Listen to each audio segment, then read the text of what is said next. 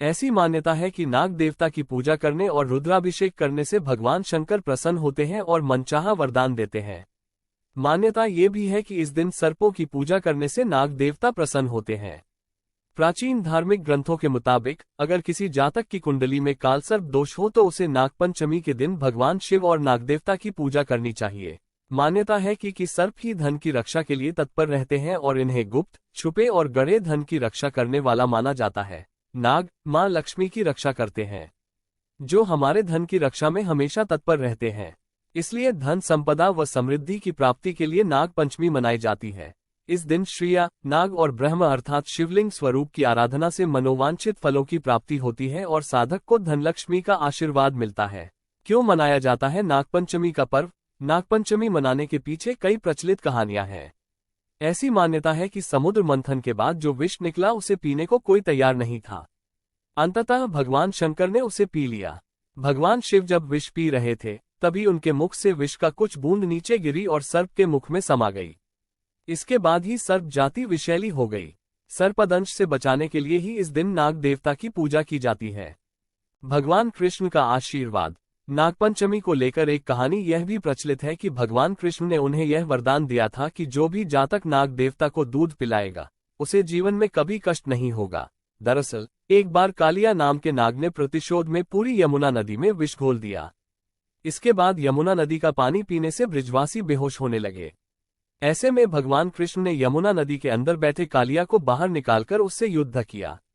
युद्ध में कालिया हार गया और यमुना नदी से उसने अपना सारा विष सोख लिया।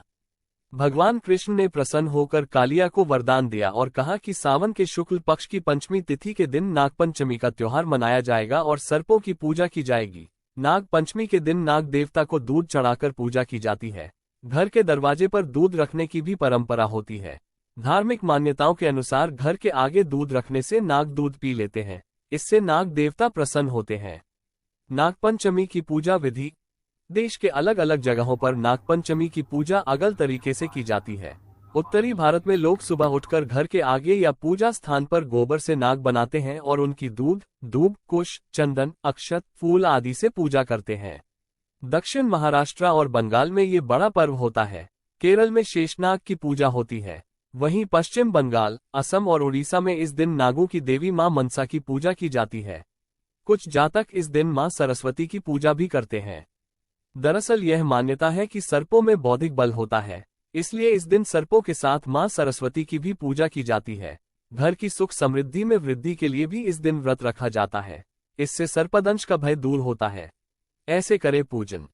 सबसे पहले प्रातः घर की सफाई कर स्नान कर ले। इसके बाद प्रसाद के लिए सेवई और चावल बना ले। इसके बाद एक लकड़ी के तख्त पर नया कपड़ा बिछाकर उस पर नागदेवता की मूर्ति या तस्वीर रख दें।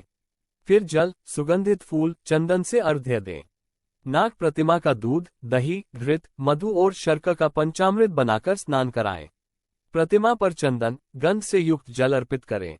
नए वस्त्र, सौभाग्य सूत्र, चंदन, हरिद्रा, चूर्ण, कुमकुम, सिंदूर, बेलपत्र, आभूषण और पुष्पमाला, सौभाग्य द्रव्य, धूप दीप, नैवेद्य, ऋतुफल, तांबूल चढ़ाएं।